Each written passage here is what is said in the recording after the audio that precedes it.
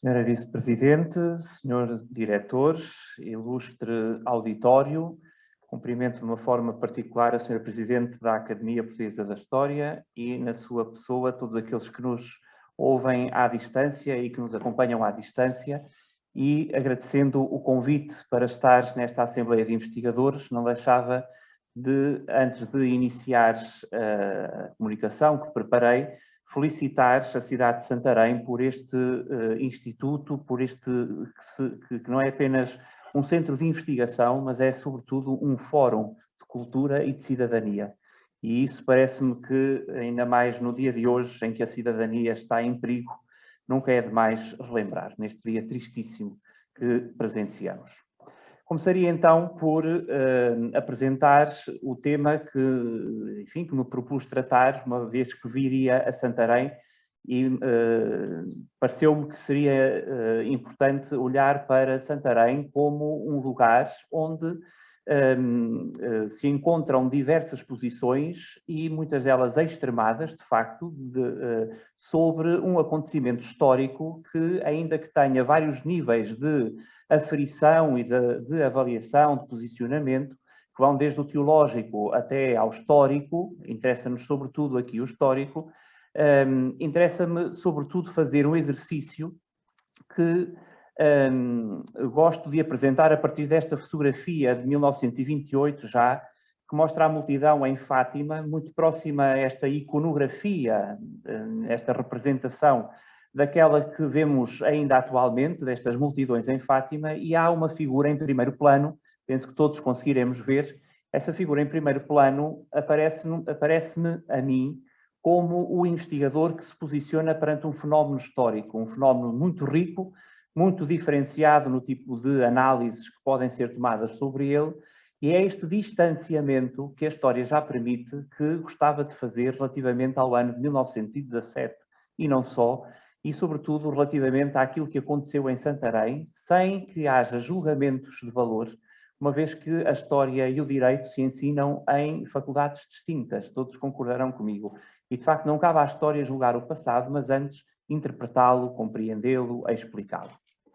Gostava, então, de, uma vez que estas temáticas são sempre muito complexas, apresentar de uma forma muito, enfim, rápida, os vários posicionamentos sobre a questão de Fátima, relativamente à matéria que é sempre fixada nesta pergunta: há ou não sobrenaturalidade em Fátima?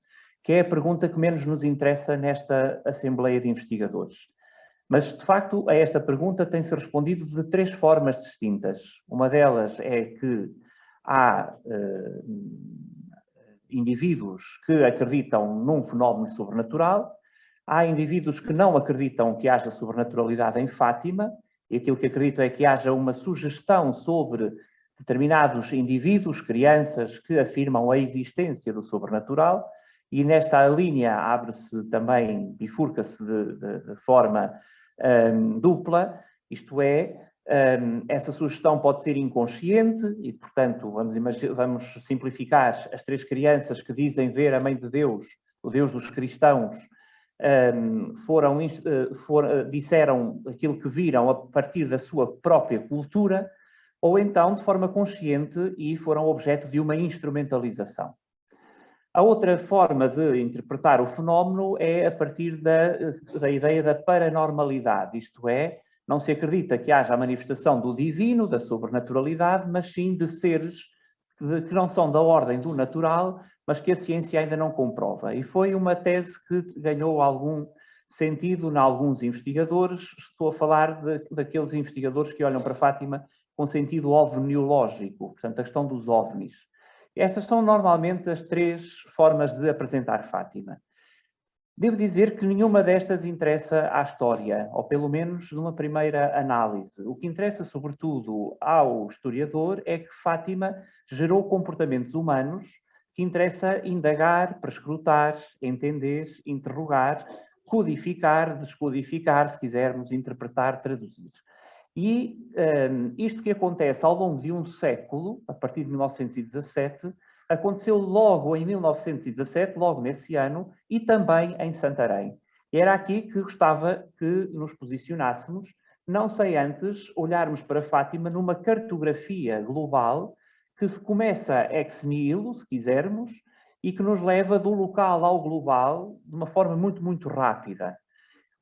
E aí podemos encontrar várias formas de entender Fátima como um território geográfico que se situa no distrito de Santarém, na verdade, como um território simbólico que tem as suas fronteiras completamente inexistentes, porque na China uma imagem de Nossa Senhora de Fátima no ambiente doméstico fala-nos obviamente deste fenómeno histórico, um território espiritual, um território que também é político e que levou políticos a decretarem e a terem opiniões sobre este fenómeno, um território que é económico, que é social e que é também intelectual, senão não estaríamos aqui a uma hora destas enfim, a ouvir uma comunicação sobre esta matéria. Este território é, afinal, a Cova da Iria, que em 1917 era um conjunto de parcelas de minifúndio, onde aparecem 3 crianças, impensáveis protagonistas de uma história. Não nos podemos esquecer que estamos ainda nos confins da idade moderna, que não atribui qualquer importância às crianças.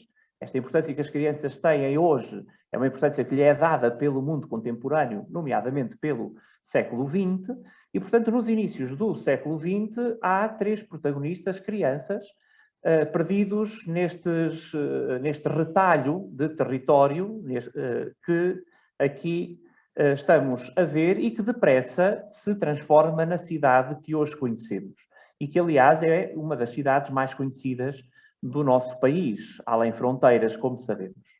E, portanto, das 3 pessoas que estavam naquele lugar que aqui está assinalado, onde estão estas 3 crianças fotografadas, em maio passamos para, no mês de junho, para 50 pessoas, segundo a documentação. Segundo a documentação ainda, no mês de julho, 2.000 pessoas. No mês de agosto, 5.000 pessoas.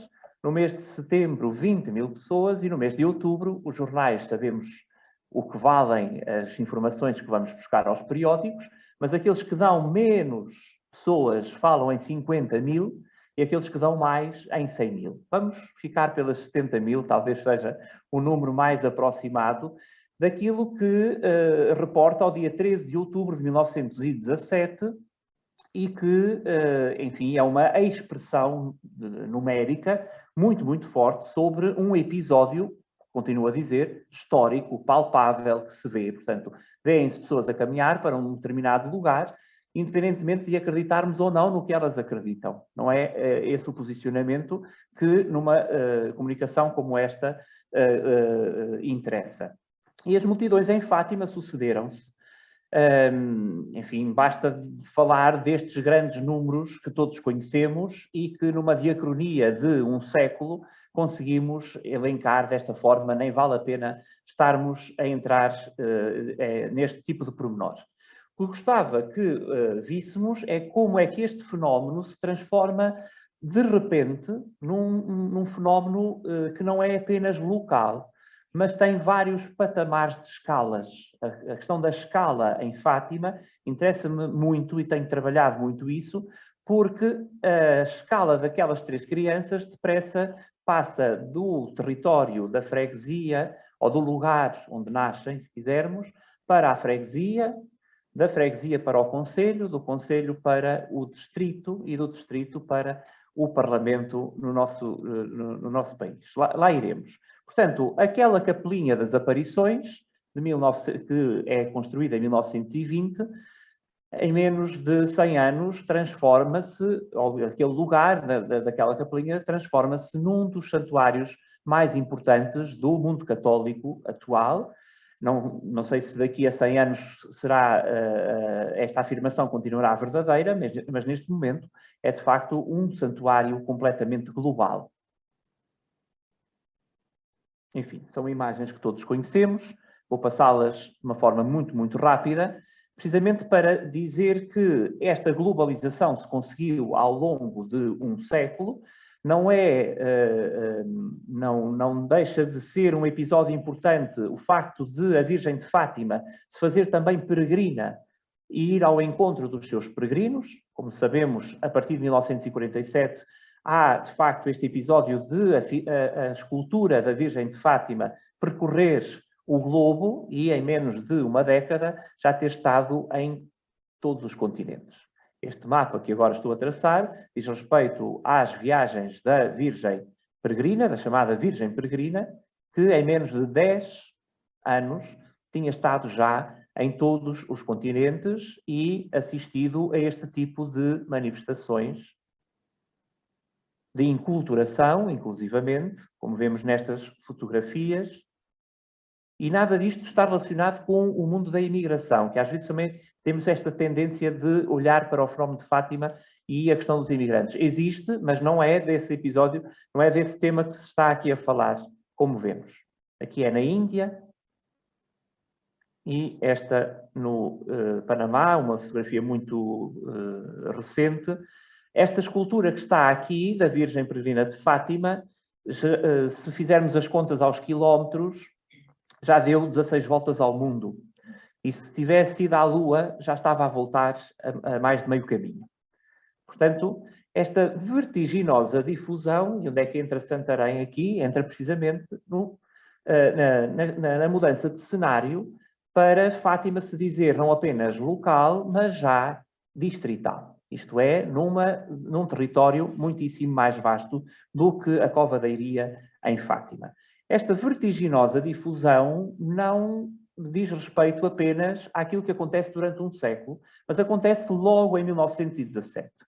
Mesmo quando circulam proibições de manifestações religiosas, como sabemos, o ideário republicano fazia parte do ideário republicano erradicar a ideia de Deus da vida das comunidades, e mesmo a circulação de proibição de manifestações religiosas, a regulação do toque dos sinos. Portanto, estávamos num quadro legislativo muito pouco favorável a este tipo de episódio histórico, mesmo quando se mediam as cabeças dos jesuítas para tentar perceber como é que podem pensar daquela forma. Isto acontece no Portugal republicano, como sabemos. Estas são apenas algumas imagens disso. Fátima aparece, de facto, como uma explosão brutal de pessoas interessadas num fenómeno religioso. E isso leva-nos a olhar para 1917 como esse lugar em que está a acontecer uma manifestação de multidões, não é? Mesmo com a imprensa a desvalorizar, desde a primeira hora Fátima, ali lemos no jornal O Mundo, a burla dos milagres, como se pretende desvairar o povo, o que se tem passado em Fátima. Mesmo com este tipo de dificuldades, a verdade é que Fátima vai passar diferentes palcos, desde o lugar para a freguesia, da freguesia para o concelho, do concelho para o distrito, e aqui aparece Santarém, do distrito para a região, para o país e para o estrangeiro. Por exemplo, a título de exemplo, em setembro de 1917, portanto ainda o chamado ciclo das aparições não estava concluído, só conclui em outubro, como sabemos, já um soldado português enviava uma carta ao pai de uma das crianças, Lúcia, a perguntar o que é que se estava a passar, porque tinha ouvido falar das aparições de Fátima. E, portanto, já estamos num cenário internacional, explicado pela participação de Portugal na Primeira Guerra Mundial, mas claramente a extravasar os muros da região e da nação. Logo em 1917, pela documentação que conseguimos compulsar, temos já clara noção de que Fátima e as aparições de Fátima eram faladas já, pelo menos em 243 lugares a nível do país. E podemos ver, isto é o que nos dizem as cartas, os jornais que consultamos, enfim, é aquilo que fica no arquivo. Não quer dizer que corresponda à verdade, aliás, há de ser uma ínfima informação sobre a realidade histórica. Desde os Açores à Madeira, passando aqui tenho as regiões, os distritos por ordem alfabética. Só para Bragança não conseguimos documentar esta questão de Fátima ser conhecida em Bragança, em 1917. Provavelmente seria, mas não conseguimos ainda documentar. E é aqui, neste quadro, que aparece também, que há de aparecer Santarém, que deixei para o final. Estes são os países onde logo em 1917 também já se ouve falar das aparições de Fátima. E olhemos então para o distrito de Santarém. E, portanto, na documentação sobre Fátima, desta época, do ano de 1917, sabemos que há homens e mulheres, há sujeitos históricos que estão a tomar conhecimento de Fátima e a tomar posições sobre Fátima, umas a favor e outras contra. Aqui estão apenas 9 meses de 1917, uma vez que só consideramos a documentação a partir de maio, como é de esperar.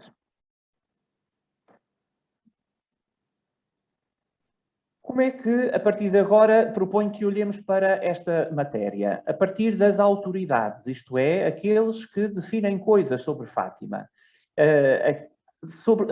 E podia elencar vários tipos de autoridade, trago 4 formas de autoridade sobre Fátima. Isto é, sobre aqueles que dizem que sim, dizem que não, que se rebelam contra Fátima ou que, pelo contrário, difundem Fátima de alma e coração porque aderiram ao fenómeno. Por um lado, a autoridade governamental, o que é que o governador civil do território diz sobre Fátima. Depois há uma autoridade relativa a uma opinião que é claramente anticlerical e que vai também movimentar opinião.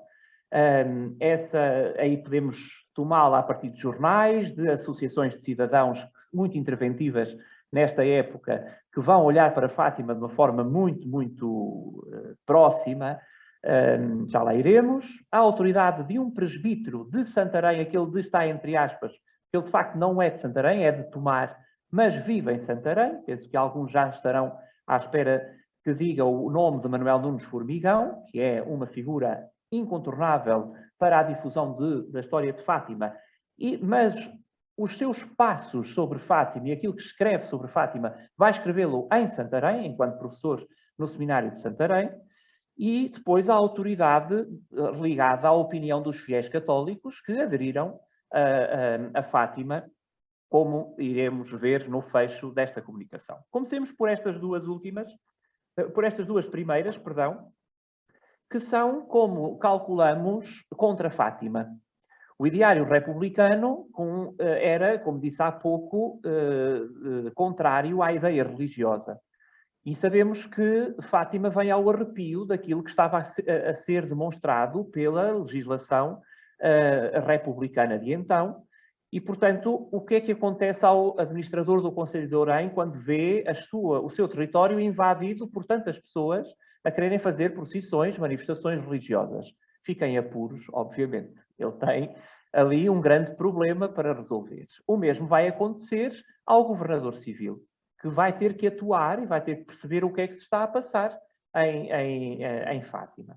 Depois há a questão dos jornais e daqueles que são claramente anticlericais, ligados a associações de cidadãos, como iremos ver. E há 2 casos que são paradigmáticos e que estão relacionados com Santarém. Precisamente casos que são episódios muito duros para a difusão do culto, pelo menos a priori, embora tenham vindo depois a acontecer o contrário, provavelmente, daquilo que se esperaria. Um desses episódios relaciona-se com uma paródia que acontece por ação de escalavitanos que vão à Cova da Iria e que no dia 23 de outubro de 1917, portanto, 10 dias depois do chamado Milagre do Sol, e que roubam uns objetos devocionais que estão no lugar das aparições, trazem uma suposta azinheira, eles entendiam que era a azinheira das aparições, na verdade não era, porque essa azinheira já não existia, já tinha sido levada ramo a ramo pelos peregrinos ou pelos proto-peregrinos, e trazem para Santarém esses objetos e fazem uma paródia com esses objetos, trocista, obviamente, ridicularizando as aparições de Fátima aqui em Santarém.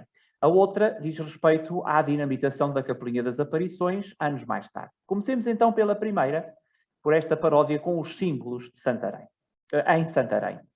Portanto, é à Cova da Iria que vão buscar, provavelmente, ramos desta... e que vão à Cova da Iria e trazem para Santarém uma série de materiais. E no dia 24 de outubro realizam então uma procissão, entre aspas, uma paródia, com esses materiais roubados no dia anterior na Cova da Iria. Este episódio está documentado no Século e no jornal O Dia e também no jornal O Mundo.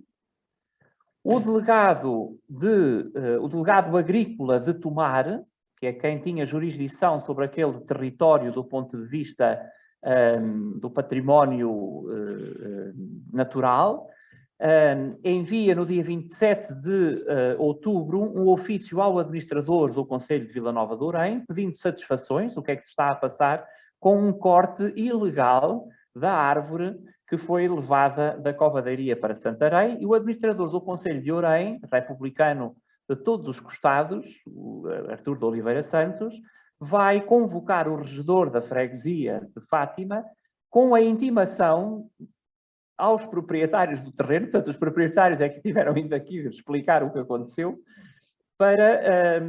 sobre o corte dessa árvore. Trago aqui 2 ou 3 exemplos daquilo que os jornais disseram nesse dia. O correspondente em Santarém do jornal O Século diz assim: continuou hoje a romaria de visitantes ao tronco da árvore, porque depois da paródia da procissão, os objetos ficaram em exposição para serem vistos. E quem fosse visitar os objetos deixava uma esmola que revertia para as cantinas escolares. Portanto, esta ideia republicana de progresso a partir da escola, do discurso escolar. Bom, diz o jornal: continua hoje a romaria de visitantes ao tronco da árvore. A entrada do produto revertia a favor das cantinas escolares. A noite passada, muitos populares organizaram um cortejo à laia de procissão, levando à frente tambores e a seguir os ramos da célebre árvore da aparição da Virgem em Fátima. Pelo mesmo cortejo eram conduzidos o arco de murta, as lanternas acesas, a cruz e mais objetos que os crentes tinham colocado no improvisado altar. O acompanhamento entoava pitorescas ladainhas e, num passo cadenciado, percorreu as principais ruas da cidade, dispersando na Praça Sá da Bandeira, de onde tinha saído. E são vários os jornais que vão dar conta deste assunto. Restos mortais de um milagre, portanto, aqui também vários outros jornais. Este aqui tem outra forma de dizer. Os devotos que organizaram o macabro cortejo são autênticos democráticos. E tanto assim que a fantochada terminou no centro eleitoral que o partido tem naquela cidade. Portanto, claramente uma questão política que está a ganhar uma força, enfim, muito acentuada. Ainda o jornal A Ordem, agora diz o seguinte: mas que admiração pode causar este miserável procedimento dos livre-pensadeiros e autoridades de Santarém, se o ministro ainda não há muito bolsou contra os capelães militares? Havia aqui, portanto, o que é que estamos aqui a perceber? Para além de um episódio local e, neste momento, já regional, portanto, já não estamos na Cova da Iria, já estamos na sede do distrito, estamos a ver como Fátima entrelaça com o debate político da época. Eu vou passar todos estes testemunhos, não podemos lê-los todos, a vossa paciência não é infinita, obviamente, mas não deixo de ler mais este. As entradas só são pagas voluntariamente, porque a determinado momento foram acusados de estarem a ganhar dinheiro com a ridicularização de Fátima. E então no jornal O Século aparece esta questão desmontada.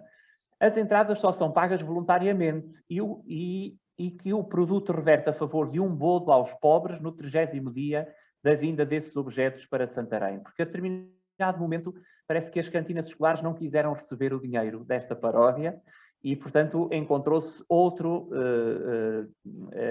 outra forma de empregar o dinheiro. No Arquivo Distrital de Santarém encontra-se o telegrama do Governador Civil para o Ministro do Interior. Portanto, estamos ao nível da política já nacional.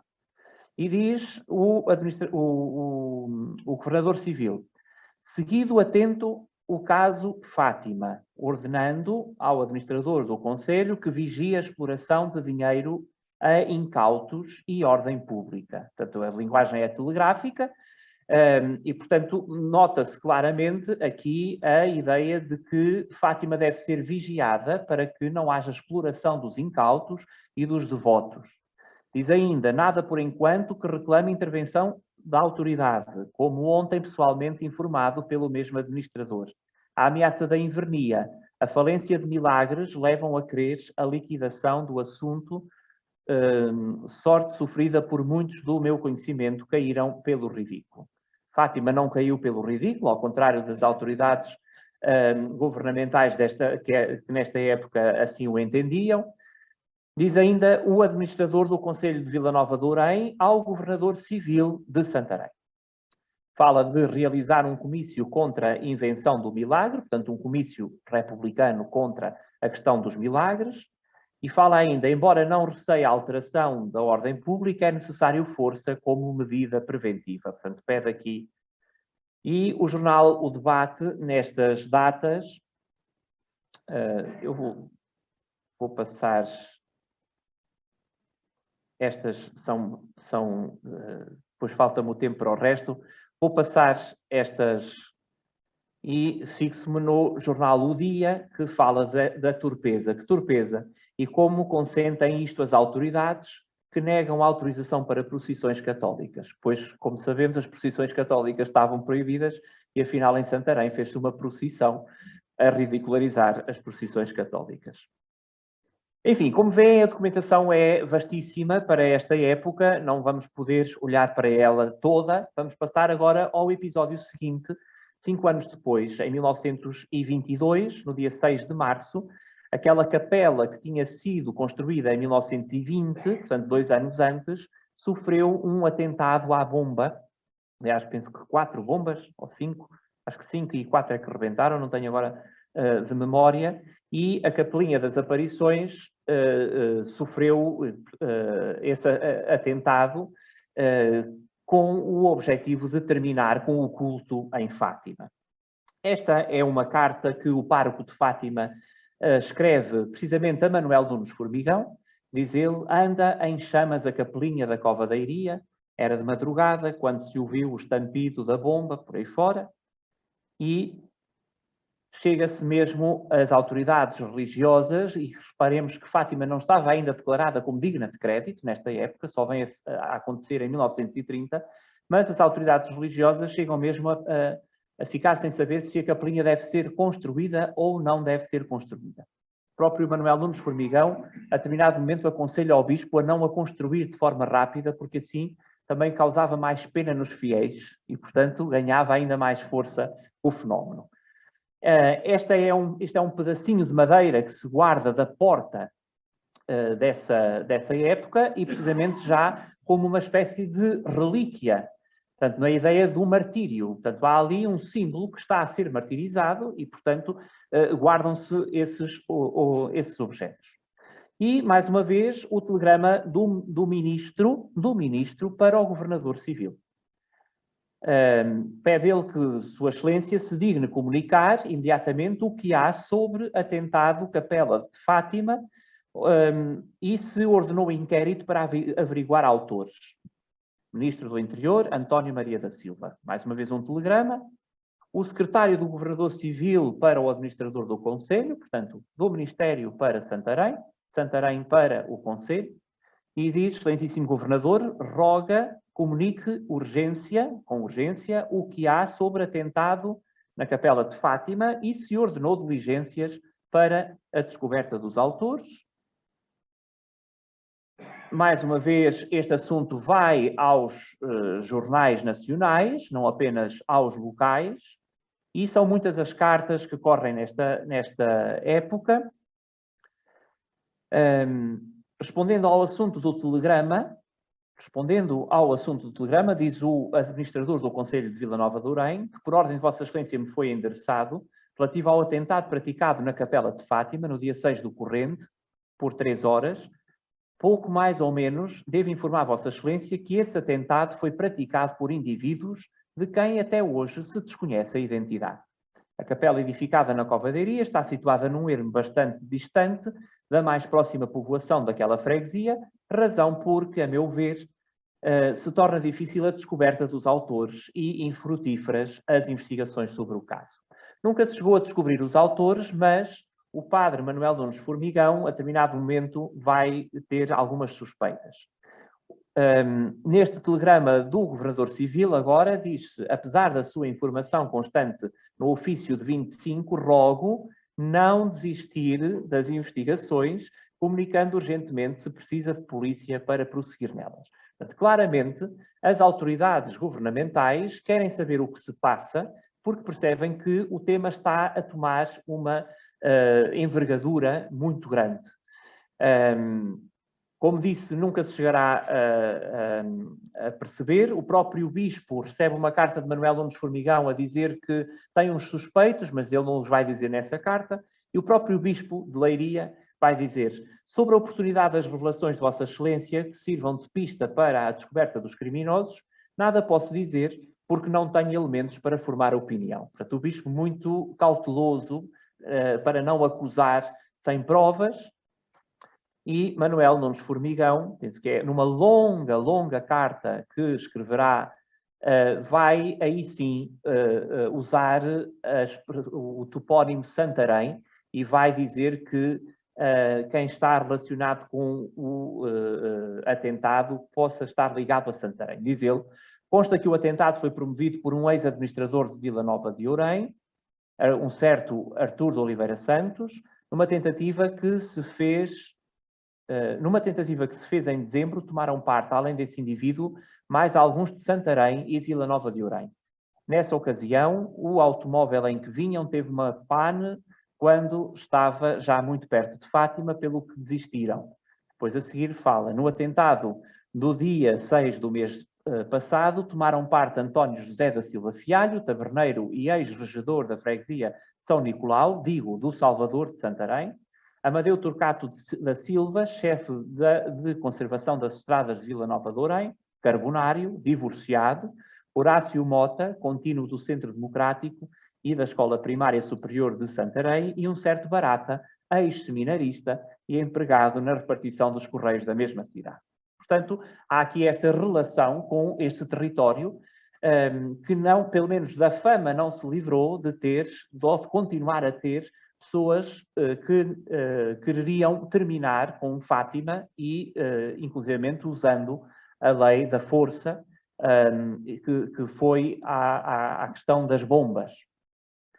Passo agora às duas outras, isso que eram extremadas posições, e se de um lado até aqui vimos aqueles que queriam derrubar Fátima, agora vamos ver aqueles que difundem Fátima, porque acreditam que em Fátima aconteceu algo sobrenatural e, portanto, isso é importante para a humanidade. Entre eles está, de facto, este homem de Santarém, embora não seja nascido em Santarém, Manuel Nunes Formigão, é um clérigo da Diocese de Lisboa. Santarém, nessa época, pertence ao Patriarcado de Lisboa, como sabemos. Estuda nos seminários de Santarém, no Farrobo e em Santarém. Vai se graduar em Roma, vai estar em Lourdes durante algum tempo, leciona no seminário de Santarém e desempenha vários cargos na Cúria Patriarcal, a partir de 1915, e a partir de 25 será feito cônego da Sé Patriarcal de Lisboa. Contacta com Fátima pela primeira vez em setembro de 1917. E esse contacto é um contacto muito profícuo. Esta é a figura de Manuel Nunes Formigão, aqui já com alguma idade, e estes são os óculos que eu costumo usar para dizer como ele se aproximou de Fátima. Quis, de facto, ver Fátima a partir daquilo que eram as suas entranhas espirituais, para perceber se, de facto, as crianças falavam a verdade ou não. Claramente concluiu que sim. Portanto, a opinião de Manuel Nunes Formigão é que, de facto, as crianças falam a verdade. Vai ser um dos que as vai interrogar. Estes são os rascunhos do interrogatório, dificílimos de ler, uma letra terrível, nestes rascunhos, depois passará também a limpo, e estes interrogatórios serão peças fundamentais para entender Fátima e para difundir Fátima. Portanto, estamos aqui perante uma posição também extremada, mas nos antípodas. É ele que vai fixar as orações de Fátima, por exemplo, esta oração célebre, ó meu Jesus, perdoai-nos, livrai-nos do fogo do inferno, por aí fora, e é ele que se vai fazer cronista dos primeiros acontecimentos de Fátima. Esta é uma procissão em Fátima, já em 1939, já estava tudo muito mais calmo nesta época, e vemos-lo aqui a tomar notas. Esta fotografia ajuda muito a mostrar Manuel Nunes Formigão como o grande cronista de Fátima. É um dos grandes responsáveis pelo jornal Voz da Fátima, um jornal que vai fazer 100 anos precisamente este ano. Portanto, iniciou a sua publicação em outubro de 1922 e que terá como grande escritor Manuel Nunes Formigão, que vai também difundir Fátima a partir de livros, ainda sob pseudónimo. Ele aqui não se assume como clérigo. Fátima ainda não estava dada como digna de crédito, e diz ele no livro: reproduzo este interrogatório dos videntes sem alteração de uma vírgula, exatamente como o redigi no dia 29 de setembro de 1917. Estes são alguns dos seus livros primeiros. Reparem como este já está traduzido em francês, e Fátima chega, enfim, a outras línguas. E para terminar, para não abusar mais da vossa paciência, já abusei um bocadinho, já passei o tempo, gostava de dizer que uma das grandes autoridades sobre Fátima são os próprios fiéis, que assim acreditaram, e os fiéis deste território de Santarém também. E é a parte mais rápida da conferência, mas gostava que não fosse tomada como a menos importante. Por exemplo, no dia 14 de julho de 1917, já sabemos que umas senhoras de Santarém tiraram fotografias com as crianças. Portanto, logo em julho, reparemos bem, maio, abril, maio, junho, julho, logo no terceiro mês. Sabemos, por exemplo, por uma carta de 24 de novembro de 1917, uma mulher chamada Adelaide Grego se refere à questão do roubo dos objetos religiosos. Também aqui tivemos conhecimento do que fizeram em Santarém, mas infelizmente a justiça da terra não acha os criminosos, diz Adelaide Grego. Este é o mapa da diocese e do distrito de Santarém, onde podíamos traçar, com muitos pontos, os lugares de culto onde existe uma imagem de Nossa Senhora de Fátima ou referências a Nossa Senhora de Fátima. Como sabemos, em quase todas as igrejas isso acontece, como acontece também à escala nacional e internacional. Muito obrigado pela paciência que tiveram em me escutar.